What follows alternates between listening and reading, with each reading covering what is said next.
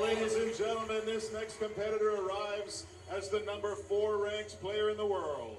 Last year, she reached the quarterfinals of the French Open and earned one of her 3 career titles just up the road at Indian Wells. She is from Spain. She is the #2 seed here at the San Diego Open. She is Paula Badosa. And this is the final quarterfinal of your San Diego Open. Make some noise, Barnes Tennis Center. 3/4 of the semifinalists have been decided, and it comes down to one match that features 2 women where the adjectives, in many cases, that describes one is equal to describing the other. Let's talk about it. Paula Badosa, Danielle Collins. When you think of them and their respective games, you think of spirited, spunky, gritty, feisty, determined, competitive, gutsy, all of that and more. Both of them have found their way to the top 10 this season, and now they find themselves facing off for the first time at the WTA Tour level for a spot in the last position in the semifinals of the San Diego Open. Bringing you this great event. Let's give it up and get really loud for Donald Nash. Daryl Nash, the MC for this event, is going to handle the coin toss duties. He's been trying to rev everybody up. Not that San Diego tennis fans need a whole lot to get them spirited for tennis contests.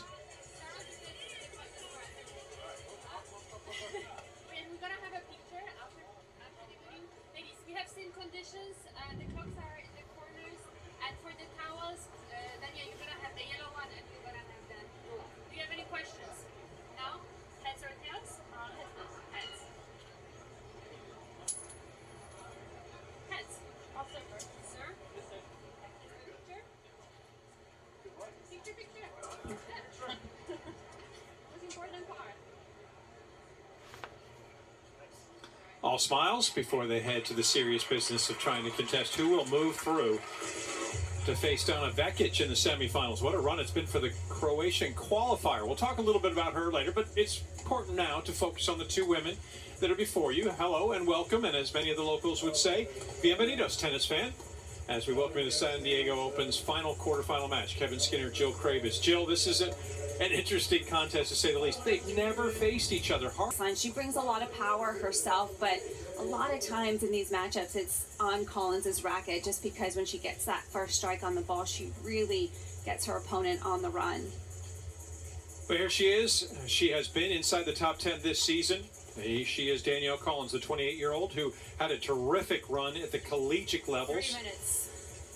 She now has asserted herself as a professional, and all she did this year was get off to a fantastic start by reaching the Australian Open final. Yeah, and she didn't play any lead-up events before that Australian Open, and just went and played so well and so aggressive. She beats Fiontek in the semifinals very comfortably, and then of course ended up losing that final to Ash Barty, but had an unbelievable run. This is only her 10th tournament that she's played this year, so she hasn't had a lot of tournaments under her belt, but yet has performed exceptionally well. There's been a few times where she had a slight viral illness right before Miami, and then had some issues with her neck, not necessarily a neck injury, but was struggling with the neck just a little bit. So has taken some time off, but as you can see, just when she decides to come and compete, she competes so well.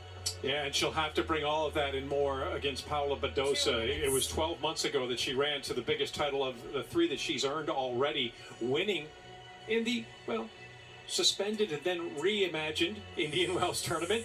She was fantastic in the California desert. She says, hey, I'm back in California with one of my best memories. Why can't that parlay into success in San Diego?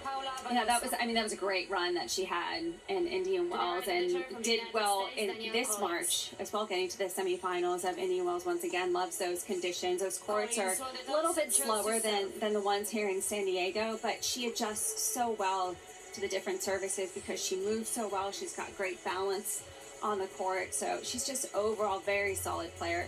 She actually got off to a better start early, than Danielle Collins, who did reach the final of the major, but that one title this year came in Sydney, so that makes it 3, and she is in contention for the Fort Worth year-end championships. She still has a run, needs a deep push here and a good result in Guadalajara to get her over the hump. But right now, she has to feel as if she's playing pretty well because she put in a terrific performance against Luisa Chirico yesterday, 6-love, 6-3.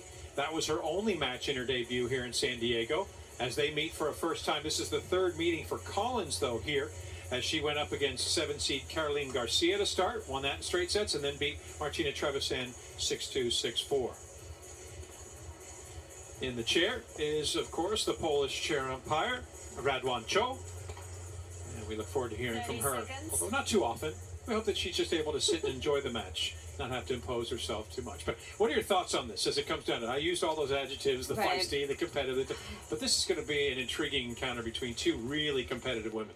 Yeah, it is going to be interesting. I mean, like I said in the beginning, I think Collins is the type where if she gets on top of the ball, it's so tough to defend against how much power she brings off the ground. But Badosa, with the way she stays balanced, with the way she moves, I think she can, if she can get that consistency up, and I think what's going to be a good tactic from Badosa is use that down the middle of the court shot, as long as it's nice and deep, because Collins likes being on the run. She likes having those angles, but I think Badosa is going to want to try and keep it to the Collins forehand side because her backhand is ruthless. Interesting to see that probability favoring Collins with all the input there, but you got 31 wins on the year for Paula Badosa, and with a championship run, you've got Danielle